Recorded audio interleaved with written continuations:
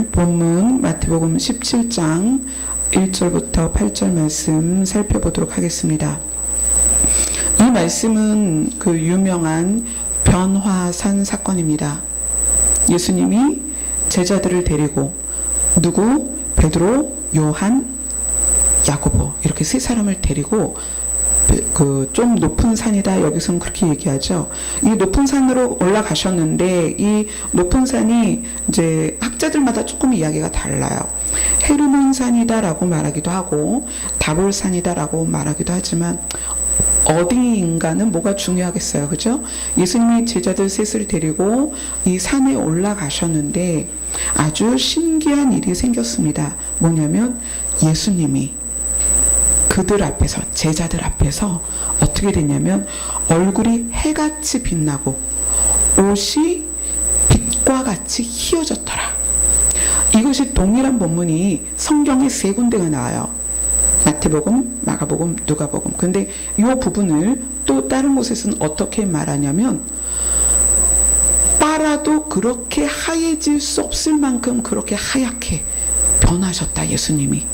그래서 이거를 이제 변화산 사건이다 이야기를 하죠. 근데 그때에 언제 예수님이 그렇게 옷이 빛과 같이 희어지고 얼굴이 해같이 빛날 때에 누가 나타났냐면 모세와 엘리야가 예수님과 함께 있는 거예요. 모세와 엘리야가 예수님과 함께서 말을 합니다. 근데 이때 이 말하는 것이 다른 성경에는 뭐라고 그러냐면 예수님이 예루살렘에서 별세하실 것, 돌아가실 것에 대한 의논을 세 사람이 하고 있는 거예요. 그러니까 이제 베드로가 그걸 보고는 너무 놀랐죠.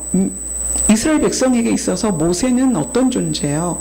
정말 하나님 다음으로, 이스라엘 백성 모두가 하나님 다음으로 존경하고 추앙하는 존재잖아요. 근데 그 모세가 있단 말이에요. 거기에 또 엘리야가 있어요. 베드로가 예수님께 이렇게 말합니다. 예수님, 우리 여기 너무 좋아요.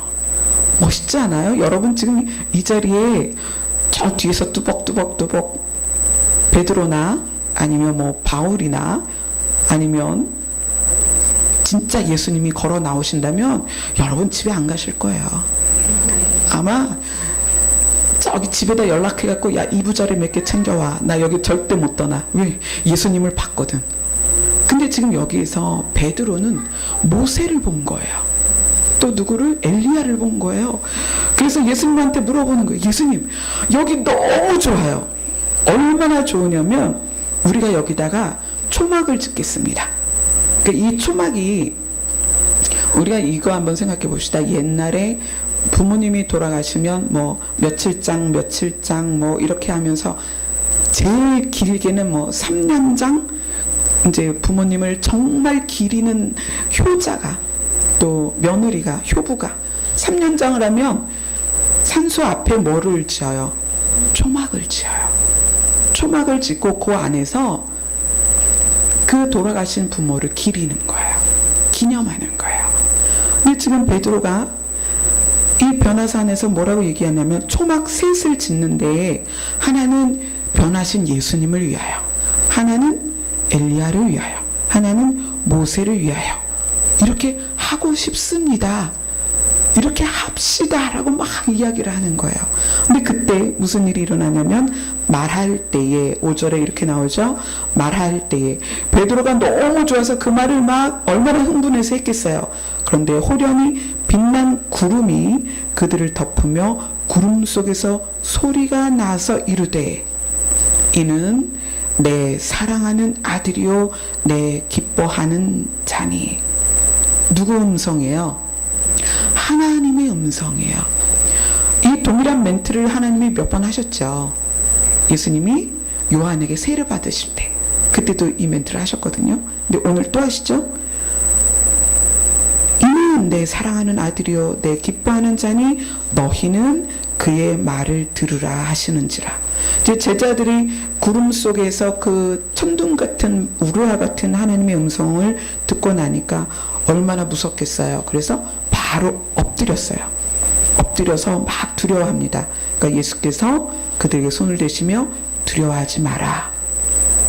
그리고 제자들이 눈을 딱 떠서 보니까 뭐라고 나와요? 8절을 같이 읽읍시다. 오늘 본문 8절 시작. 제자들이 눈을 들고 보매 오직 예수 외에는 아무도 보이지 아니하더라. 누구만 남았어요? 예수님만 남았어요. 누가 사라졌어요? 모세하고 엘리야가 사라졌어요. 얼마나 아쉬웠겠어요. 모세를 이 자리에 등장시키신 것은 모세는 이제 율법을 받은 분이잖아요. 우리 아까 저하고 이야기 나눈 것처럼 하나님께서 이 율법을 통해서 너희들이 구원받을 수 있도록 심판받지 않도록 하겠다라고 주신 옛 언약의 주인공이 모세였습니다. 그리고 엘리야는 어떤 사람이에요? 엘리야는 선지자의 대표예요. 그러니까 율법과 선지자의 대표인 엘리야가 나왔는데 베드로는 우리 이거 기념하자. 이거 놀라운 일이야. 내가 모세도 봤고 엘리야도 봤어. 이게 우리 현재 성도들의 모습입니다. 예수님과 더불어. 야, 여러분 상상해 보세요. 우리 교회가 지금은 이렇게 30평, 교육관 30평, 토탈 60평밖에 안 돼요. 그런데 예를 들어서 한 600평에 막 몇 층 건물로 갔다고 생각해 보세요. 여러분 얼마나 기쁘겠어요. 너무 좋죠. 이 좋은 것이 예수님과 더불어 우리 안에 너무 많다는 얘기예요. 우리 목사님 너무 좋아. 여러분 만약에 저는 이제 그런 능력이 없어요. 뭐 이렇게 손을 얹어서 죽은 사람이 살아나고 막 이런 능력이 없는데 만약에 제가 정말 그런 능력을 하나님이 통로로 사용하셔서 누군가 죽었는데 벌떡 일어나 봐요. 여러분 동네방네 소문낼 거예요. 우리 교회 여자 전도사님이 계신데 뭐 그렇게 이쁘진 않지만 능력이 있어서 죽은 사람도 살리고. 여러분 얼마나 소문낼 거예요. 뭐 어떤 사람의 뼈가 딱 부러졌는데 제가 손을 얹었는데 뼈가 딱 붙어버렸어. 그럼 뭐라 그러겠어요? 저기 튼튼병원 앞에 가서 그럴 거 아니에요. 여기 들어가지 말고 우리 교회 가자고. 아, 우리 교회 가면 우리 전도사님 손만 대면 뼈가 딱딱 붙는다고. 그럴 거 아니에요. 사람은요 보이는 거에 약하고요, 그죠? 보이는 것을 기념하길 너무 좋아해요. 그래서 예수님이 마정문 만찬을 하시면서 제자들에게 부탁하는 게 있어요. 떡과 잔을 통하여 뭘 해라? 예수 그리스도만 기념해라. 다른 거 말고 나만 기념해라. 그런데 이 순간에 예수님과 함께 있는 제자, 그것도 수제자 아니에요, 베드로는. 근데 그 베드로가 모세와 엘리야를 보더니 눈이 희번덕해가지고 초막을 짓자는 거예요. 아, 모세와 엘리야를 기념하자는 거예요. 이 자리 너무 좋다. 이 초막 짓자는 건 안 내려가자는 거예요. 거기서 며칠이라도 묵으면서 기념하자는 거예요. 근데 그때 하나님께서 오셔서 율법도 선지자도 다 필요 없다. 누구만? 오직 예수. 예, 8절에 그렇게 얘기합니다. 제자들이 그 구름 가운데 울려 퍼지는 하나님의 음성을 듣고 두려워서 벌벌 떨고 있는데 예수님이 그들에게 손을 대시면서 일어나, 두려워하지 마. 제자들이 눈을 딱 떠서 보니까 누구만 남았더라? 오직 예수. 오직 예수.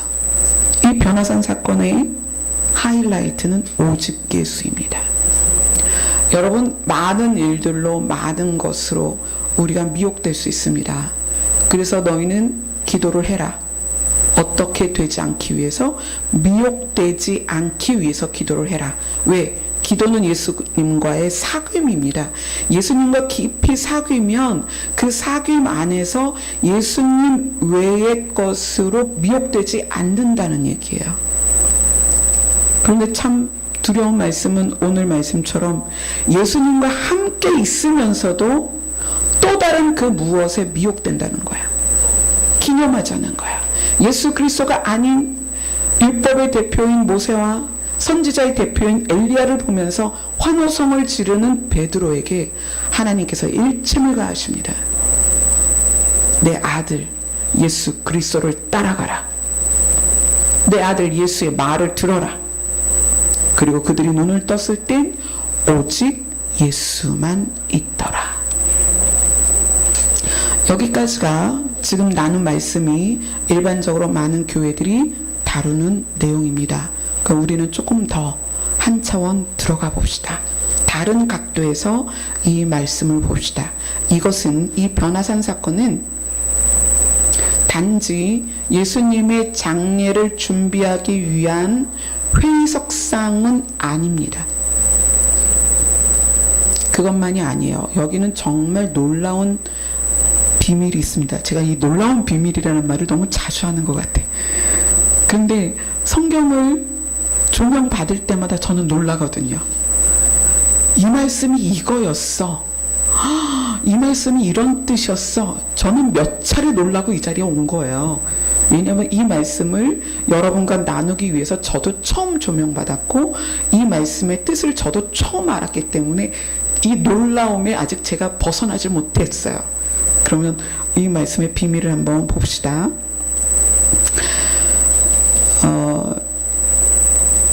유튜브에서 자유통일님이 이 본문에 있는 모세에 대해서 질문을 하셨어요. 그래서 제가 이 모세에 대해서 이제 말씀을 드릴 것입니다. 우리가 금방 알아본 이런 쭉 내용들은 이제 신학적인 조명이고요. 저는 이제 계시적인 조명으로 들어갈 거예요. 이 내용이 어떤 계시적 내용이 있고 어떤 영적인 내용이 있는지 계시적 내용으로 이제 들어갈 것입니다. 모세는 죽은 자의 대표입니다. 오늘 제목이 뭐죠? 산자와 죽은 자가 예수 그리스도를 만나는 장면이에요. 왜 모세가 죽은 자의 대표인가? 지금 낙원에, 지금 죽으면 다 낙원으로 가죠. 낙원에 가 있는 사람들의 부류를 보면 그 낙원에는 산자와 죽은 자가 있어요.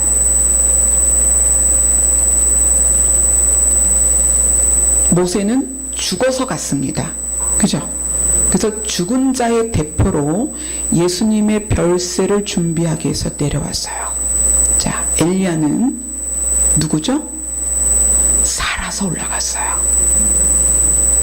살아서 올라간 사람이 엘리야 뿐인가요? 에녹도 있죠. 자, 우리는 성경을 통해서 엘리야와 에녹만 조명을 받고 있습니다. 그러나 저는 하나님의 일하심에 두 사람 말고도 어쩌면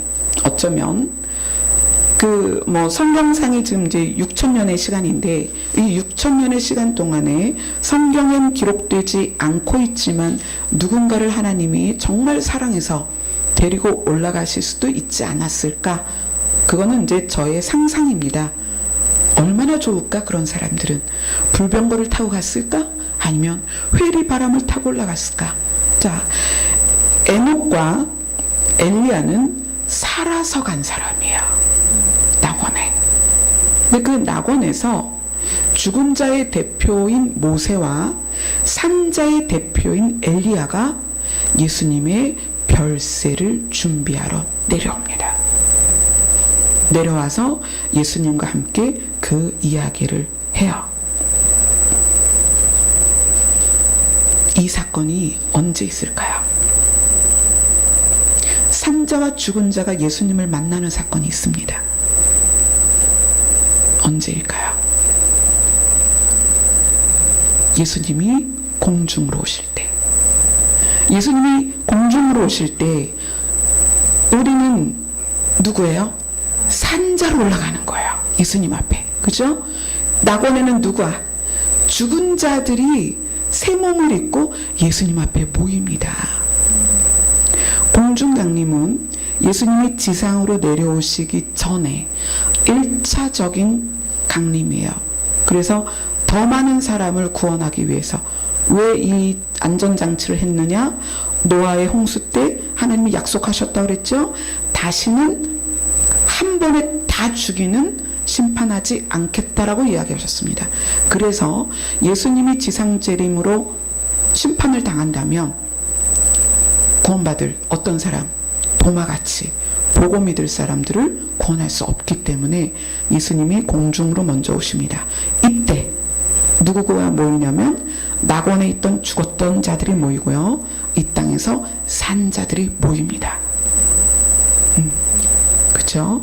그런데 변화사는 한 단계 더 들어가야 돼요. 변화사는 누가 있었냐면 베드로가 있었어요. 산자의 대표와 죽은 자의 대표와 예수 그리스도가 있었죠. 베드로가 있어야 돼요. 그럼 어떻게 되죠? 이 사건은 예수님의 지상 재림이에요.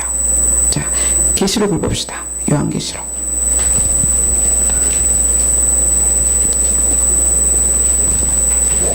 요한계시록 1장 7절입니다.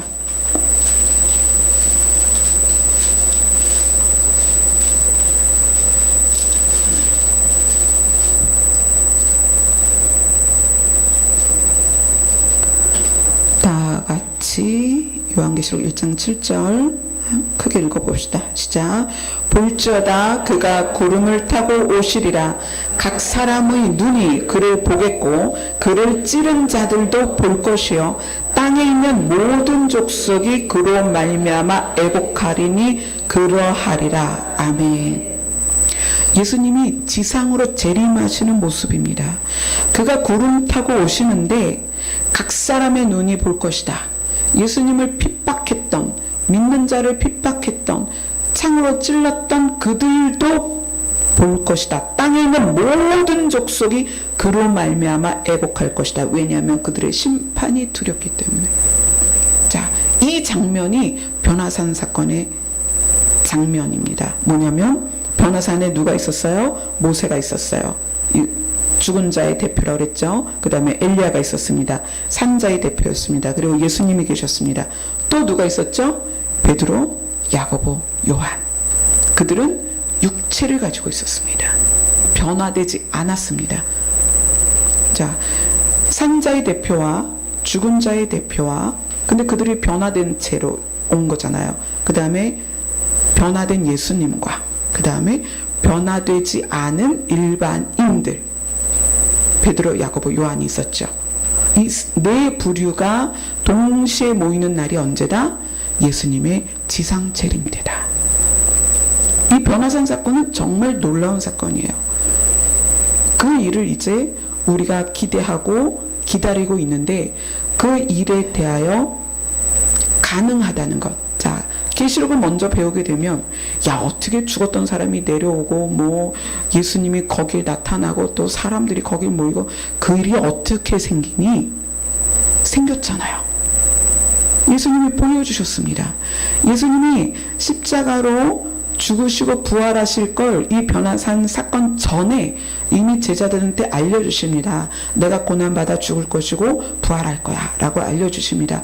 그리고 보여주신 예표가 뭐냐면 예수님이 지상 재림하셨을 때에 낙원에 있는 죽었던 자들이 예수님 앞에 모이고 이 땅에서 살아있던 자들이 예수님 앞에 모이고 그리고 예수님과 함께 그들이 7년 후에 이 땅에 내려왔을 때 땅에 변화되지 않은 그냥 육체로 있는 사람들 앞에 보일 거라는 거예요. 이걸 명확하게 변화산에서 그대로 보여주셨습니다. 베드로는 자기 육신의 눈으로 그들을 보았습니다. 변화된 그들을, 모세를 보았고 엘리야를 보았고 예수님을 보았어요. 그 일이 예수님이 지상으로 재림하시면서 휴거된 모든 백성을 데리고 내려오실 때 그 일을 온 땅에 있는 사람들이 보게 될 것입니다. 이것이 계시적인 조명이에요. 앞으로 있을 일을 예수님이 미리 보여주셨습니다. 그럼 영적으로 한번 들어가 봅시다.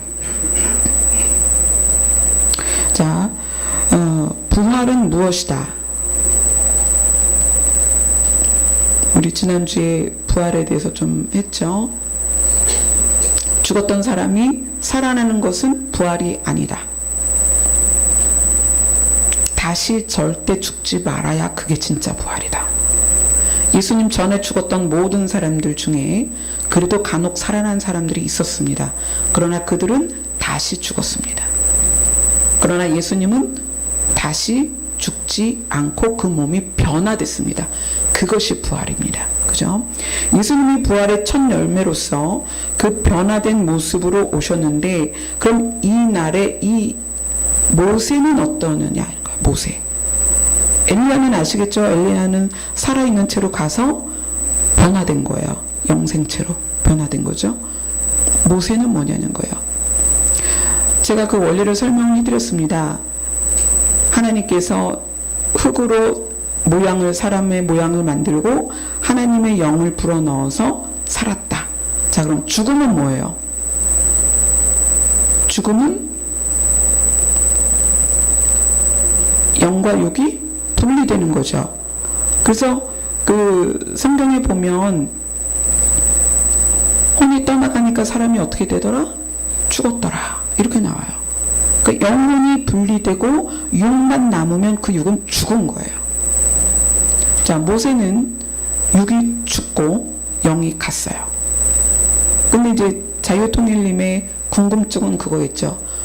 영만 갔는데 어떻게 모세라는 모습으로 왔느냐는 거죠. 뭘까요? 이게 굉장히 중요하죠. 이걸 여러분들이 이해하시면 영과 혼과 육에 대한 비밀들을 이제 여러분들이 다 알게 되는 거예요. 전도서로 가겠습니다.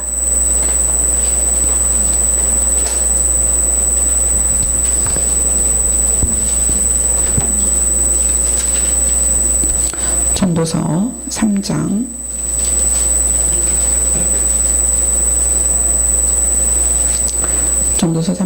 18절부터 22절까지입니다. 같이 읽겠습니다. 구약성경 951페이지에 있습니다.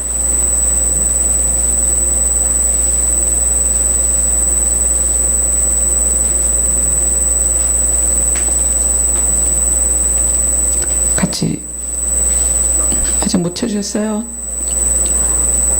정권사님 찾아드리세요. 구약성경 951페이지입니다. 네. 3장 18절부터 22절까지 같이 읽겠습니다. 시작. 내가 내 마음속으로 이르기를 인생들의 일에 대하여 하나님이 그들을 시험하시리니 그들이 자기가 짐승과 다름이 없는 줄을 깨닫게 하려 하심이라 하였노라. 인생이 당하는 일을 짐승도 당하나니 그들이 당하는 일이 일반이라. 다 동일한 호흡이 있어서 짐승이 죽음같이 사람도 죽으니 사람이 짐승보다 뛰어남이 없음은 모든 것이 헛됨이로다. 다 흙으로 말미암았으므로 다 흙으로 돌아가나니 다 한 곳으로 가거니와 인생들의 혼은 위로 올라가고 짐승의 혼은 아래 곧 땅으로 내려가는 줄을 누가 알랴. 그러므로 나는 사람이 자기 일에 즐거워하는 것보다 더 나은 것이 없음을 보았나니 이는 그것이 그의 몫이기 때문이라. 그의 뒤에 일어날 일이 무엇인지를 보게 하려고 그를 도로 데리고 올 자가 누구이랴. 전도서는 솔로몬이 지은 책이에요. 솔로몬의 지혜를 아무도 당할 수 없죠. 솔로몬이 많은 지혜를 가지고서 지혜자로서 지은 책입니다. 근데 이 전도서에서 솔로몬이 무엇을 얘기하냐면 사람이나 짐승이나 똑같다. 원료가 똑같아요. 우리가 사람을 흙으로 만들었다에 집중해서 그렇지 성경을 읽어보면 동물도 흙으로 만드셨어요. 동물도 흙으로 만드셨는데 그 동물, 흙으로 만든 동물이 사람처럼 움직이게 된 거잖아요. 그죠? 그런데 그 흙으로 만든 동물에는 하나님이 생기를 넣었다는 말이 있어요, 없어요? 없죠. 흙으로 만든 동물이 살아 움직이게 된 거죠. 이 전도서 저자인 솔로몬은 똑같다. 짐승이 당하는 일, 인생이 당하는 일이 똑같다. 그러니까 짐승이나 사람이나 배고프면 먹어야 되고 졸리면 자야 되고 또 아플 수도 있고 병 걸릴 수도 있고 죽을 수도 있고 똑같다. 다를 게 뭐야? 사람이 짐승보다 뛰어난 게 없다. 다 헛되다. 그러나 한 가지 인생들의 혼은 위로 올라가고 짐승의 혼은 아래로 내려가는 걸 누가 알랴? 아마 아는 사람이 없을 것이다. 이걸 알겠니? 너희가 이걸 알겠니? 자, 이건 무슨 내용일까요? 모세가 엘리야와 함께 나타났을 때 엘리야가 엘리야의 모습으로 나타난 건 당연하죠. 안 죽었으니까. 그죠? 그 육체 가지고 올라갔잖아요. 그러니까 그 육체가 낙원에서 살으려면 그 낙원에 적응할 수 있는 몸으로 변화돼서 대기권을 뚫고 올라갔으니까 올라가는 과정에서 휴거되는 자들처럼 변화돼서 갔을 거예요. 그 모습 그대로 왔죠. 모세는 어떻게 자기 모습으로 갔는가? 죽어서 육신은 땅에 묻고 이스라엘 백성들이 그 시신을 못 찾았잖아요. 그런데 거기에 이런 것이 있습니다. 오늘 전도서에서 말하는 거에 힌트가 있어요. 인생들의 혼은 위로 올라간다. 그 얘기는 뭐냐면 짐승이 생각이 있어요, 없어요? 생각이 없나요? 여러분, 짐승이 생각이 없다고 생각하는 사람 손 들어보세요. 짐승이 생각한다고 생각하는 사람 손 들어보세요. 예. 네. 짐승을 키워보세요. 짐승도 생각을 합니다. 동료를 알고요. 주인을 알고요. 위기를 알고요. 그 본능을 떠나서 사랑이 있어요. 짐승도. 그러니까 우리가 하나님의 사랑을 나누는 그런 거 말고 좋아하는 감정이 있다는 얘기예요. 짐승에게. 그래서 짐승이 자기 주인을 끝까지 충성하고 따라가죠. 저희 작은 아이가 고양이를 좋아해서 고양이 한 마리를 키워요, 지금. 그런데 이제 한 마리를 더 선물을 받았어요. 새끼를 선물 받았어요. 아주 하얀 솜털 같은 걸 선물을 받았는데 첫째 고양이가 시샘을 하는 거예요. 요 솜털이 왔거든요. 하얀 솜털이 그 방에 딱 들어오는 순간 털을 세우더니 이빨을 드러내더니 무서운 소리를 내는 거예요. 그러더니 삐졌어요. 그러니까 저희 작은 아이가 동물들을 워낙 좋아하는데 그 새끼가 얼마나 예뻐요. 그걸 가지고 침대에서 막 놀았단 말이에요. 큰 놈이요, 불러도 안 오고요, 구석에 박혀갖고 안 나오고요. 제가 가도요, 제가 그 방에 딱 들어가면 제 다리 사이를 계속 왔다 갔다 몸을 비벼요. 꼼짝을 안 하고 안 와요. 눈도 안 마주치고요. 삐졌어요. 그게 무슨 얘기예요? 생각을 한다는 얘기예요. 그놈이, 고양이가. 제가 어젯밤에 물어봤어요. 그래, 둘이 어떻게 지내니? 큰 놈이 작은 놈을 쫓아다니면서 한 대씩 때린대요. 도대체 너는 어디서 굴러온 거야? 이러고 때리고, 또 이제 작은 애는 무서우니까 도망가고, 그럼 큰 놈이 망보고 있다가 짠하고 나타나서 또 때리고, 지금 그러고 있어요. 무슨 얘기예요? 생각을 한다는 얘기예요.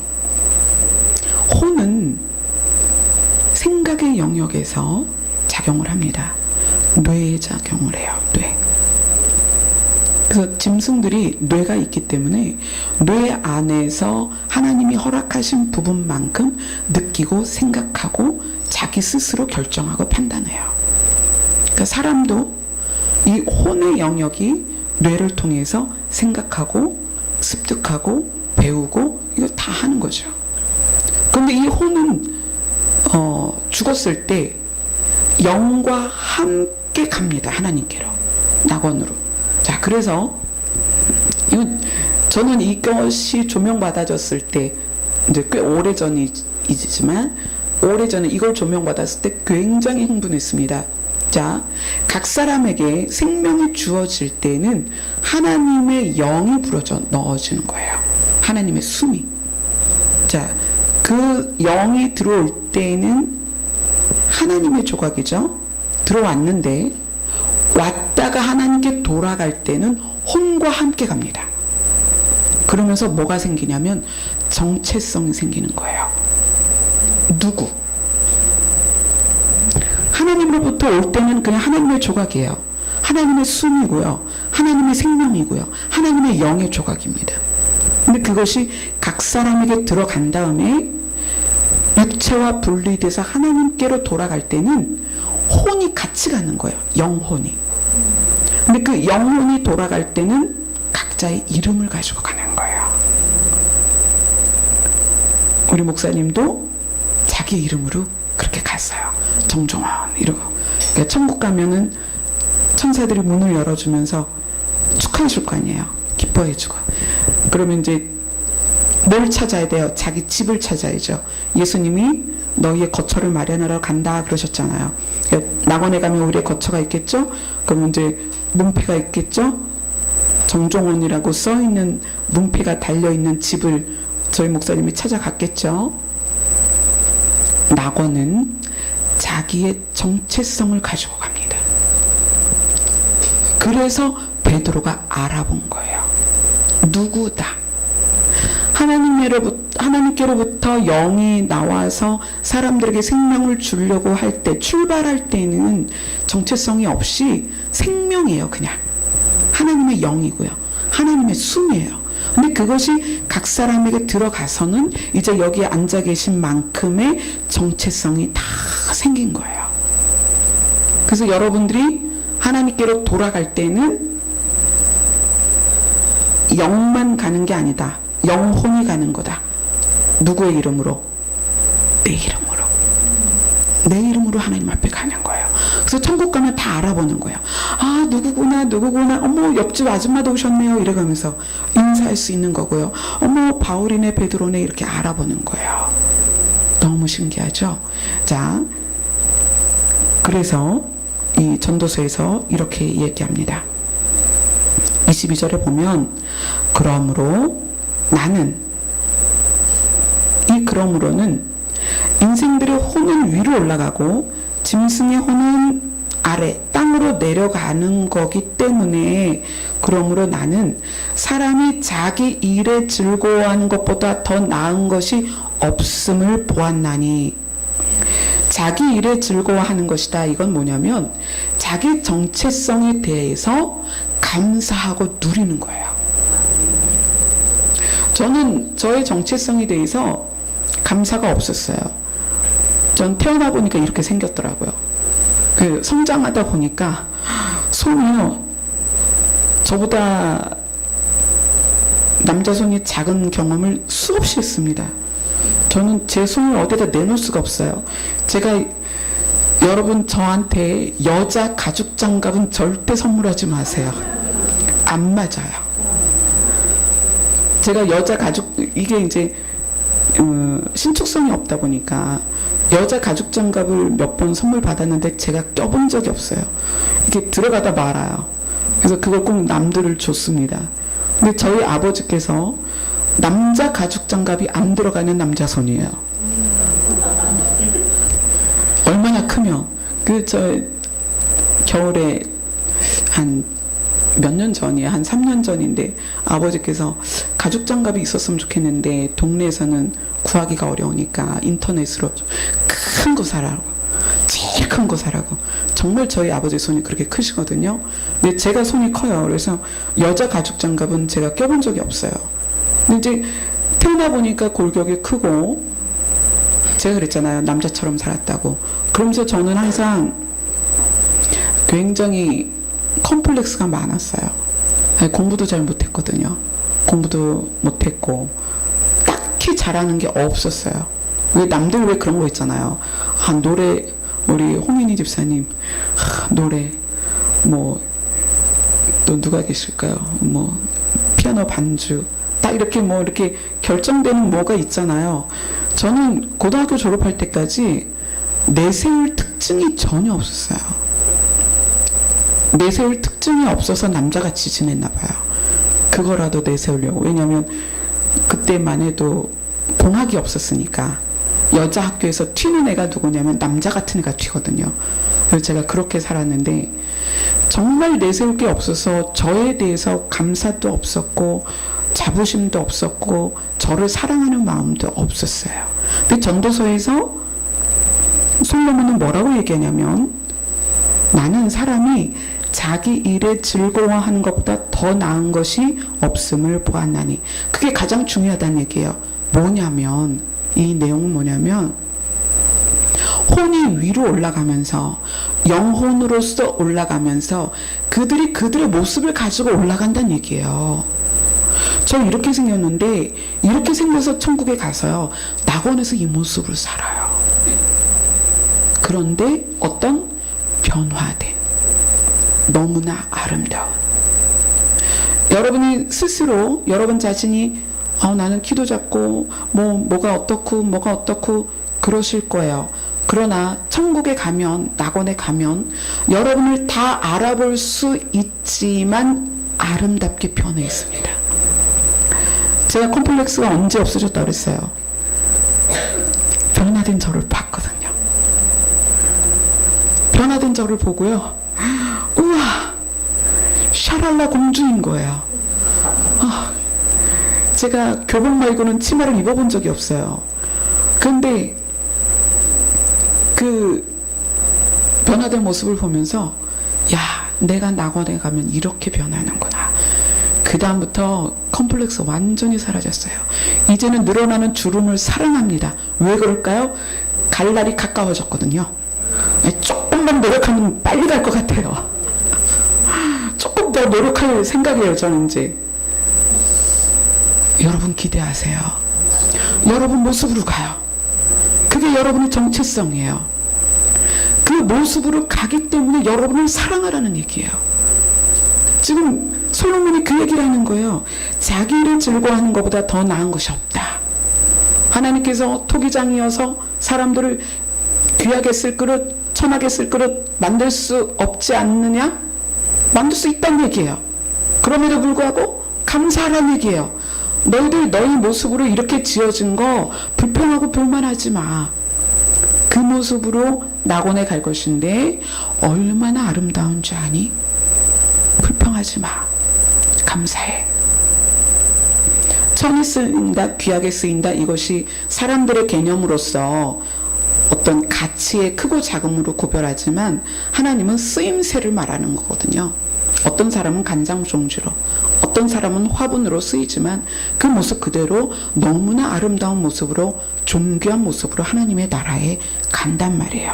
그러면서 이렇게 얘기합니다.